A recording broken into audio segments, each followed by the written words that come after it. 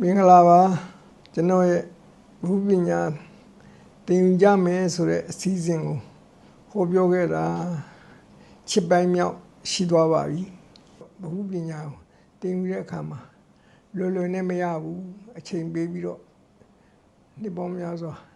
သင်ယူမှသာလေကျွမ်းကျင်တဲ့ပညာရှင်တယောက်ဖြစ်နိုင်တယ်ဆိုတာလူငယ်တွေအခုချိန်အစယူပညာစတင်တဲ့အခါမှာဇွဲလုံးလားဝိရိယလေးရှိပြီးတော့တင်ယူနိုင်မှုအတွက်အဲ့ဒါလေးလည်းသိသိခြင်းနဲ့သဘောပါပါတယ်အများသူငါတွေပျော်ရွှင်နေကြချိန်အိပ်စက်နေတဲ့ချိန်မှာမိမိကတော့မိမိဝါသနာပါတဲ့ပညာရပ်ကိုမအိပ်စက်နိုင်မနဲ့ကြိုးစားရပါတယ်ဒီလိုကြိုးစားမှသာလေဒီလိုဇွဲလုံးလားဝိရိယထုံးမှသာလေမိမိတတ်ခြင်းတဲ့ပညာရပ်ကိုကျွမ်းကျင်စွာတတ်မြောက်မှာဖြစ်ပါတယ်ငယ်စဉ်ကစပြီးတော့ပညာတတ်မြောက်လာတဲ့အချိန်ထိပေါ့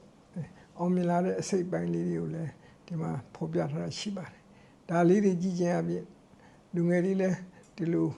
အောင်မြင်ခြင်းတဲ့စိတ်လေးတွေဖြစ်ပေါ်လာအောင်ပေါ့ပညာကိုကြိုးစားတတ်လာအောင်ဒါလေးကိုထည့်ပြီးတော့ပြောထားခြင်းဖြစ်ပါတယ်ဒီအစီအစဉ်လေးကိုလုပ်ရတာဆိုရင်မအားမနေဂျားတွေကနေပြီးတော့ပြမန်းခံပြီးတော့လူငယ်တွေဘုပညာကိုသင်ကြားလို့တဲ့စိတ်ဖြစ်ပေါ်လာအောင်အစီအစဉ်လေးလုပ်ပြီးတော့တင်ပြနေရခြင်းဖြစ်ပါတယ်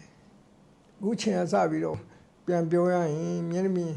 ခုံခွက်ပြားဆိုတဲ့ဒီဘုပညာရဲ့အခြေခံပေါ့ဒီခုအပြားမျက်နှာပြင်နဲ့ပတ်သက်တဲ့လေ့ကျင့်မှုတွေပြုလုပ်ပုံလေးတွေလည်းသိကြကြပါပြီနောက်ပြီးတော့ဒီအပြားမျက်နှာပြင်လေးတွေအစာပေါင်းများစွာပေါင်းစပ်ပြီးတော့အစိတ်ပိုင်းများစွာပေါင်းစပ်ပြီးတော့ရုပ်ထုတစ်ခုဖြစ်အောင်ပြုလုပ်တယ်ဆိုတာလည်းသိကြကြပါပြီဒီကနေဆင့်ထပ်ပြီးတော့ဒီမျက်နှာပြင်အခုံးခွက်စီကိုကူးသွားလို့ရပါတယ်အခုံးမျက်နှာပြင်ကိုစာလေးကျင့်တဲ့နေရာမှာပြားရာကနေတဖြည်းဖြည်းခုံးသွားအောင်အဲခုံးတဲ့နေရာမှာတစ်ဖြောင်းနဲ့ခုံးနဲ့တစ်ဖက်သက်ခုံးပေါ့အဲ့လိုကတစ်မျိုးနောက်တစ်ခုံးကရက်ချစ်မျက်နှာဘက်ကိုမူတည်ပြီးတော့အလဲစီကိုစုပြီးတော့ခုံးတက်လာတဲ့ခုံးမျိုးအဲ့ဒါလိုနှစ်မျိုးရှိပါတယ်ပထမဒီအပြားလေးချင်းဒီလိုပဲပထမအပြားမျက်နှာပြင်ကျင့်ပါတယ်နောက်ခုံးတဲ့စီကိုတစ်ဖက်သက်ခုံးဖြစ်ဖို့အတွက်အလဲကနေစပြီးတော့ဘေးကိုပြန့်သွားအောင်ထုတဲ့ပုံစံမျိုးဖြစ်စေသို့မဟုတ်ဘေးကနေပြီးတော့ပဲအလဲစီကိုမြင့်ပြီးတော့တစ်ဖက်ဘက်ကိုပြန်ပြီးတော့လျှော်ကျသွားတဲ့ခုံးပုံစံမျိုးအဲ့လိုနည်းနဲ့တဖြည်းဖြည်းခုံးသွားအောင်လေ့ကျင့်ပြီးတော့အခုံးဆုံးအနေထားကတော့စက်ဝိုင်းချမ်းအနေထားရအောင်လေ့ကျင့်လိုက်ရင်ဒါအခုံးဆုံးအနေထားပါပဲဒီတက်ခုံးတဲ့အနေထားမရှိပါဘူးဒါအစွမ်းကုန်ပါဖြစ်ပါတယ်အဲ့တော့ရရှိမဲ့နာခုံးကပြောရရင်တော့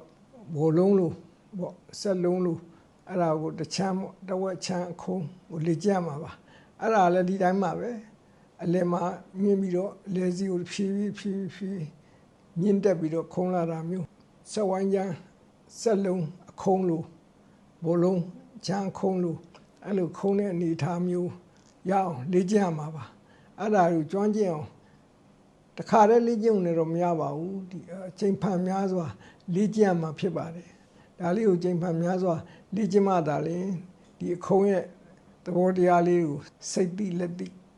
အဲ့ဒါလေးတွေကိုသိရှိလာမှာဖြစ်ပါတယ်အဲ့တော့ဒီမှာအခုံးတဲ့ပုံသဏ္ဍာန်တိဆောက်ခြင်းကို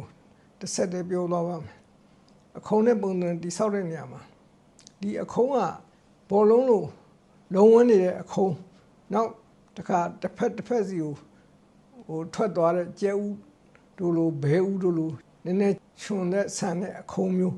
ဒီလိုအခုံးပဲရှိပါတယ်ဒီထက်ပိုပြီးတော့ခုံးလို့မရပါဘူးအဲ့တဲ့ပိုခုံးလို့အာလူးလို့ဖြစ်သွားမယ်အခုံးနေတော့ဆက်တယ်ဒါမှအဲ့မှာအခွက်တွေပါလာပါတယ်ခုံးပုံစံအရွယ်စားတော့မိမိရဲ့စိတ်ကြိုက်အကြီးသေးလိုက်လေ့ကျင့်ကြည့်ပါဒါကိုချိန်ဖန်များစွာလေ့ကျင့်ပါမယ်ဒီအခုံးကိုရပြီးတဲ့အခါဒီခုံးကအပြားနဲ့ပြန်ပြီးတော့ပေါင်းစားမှာအခွက်နဲ့ပြန်ပေါင်းစားမှာဖြစ်ပါတယ်အဲ့တော့အဲ့ဒါလေးကိုကျွမ်းကျင်အောင်လေ့ကျင့်ပါလို့ပြောရင်းနဲ့ဒါလေးကိုဒီဘက်ဒီလောက်နဲ့ပဲဆုံးသတ်ပါတယ်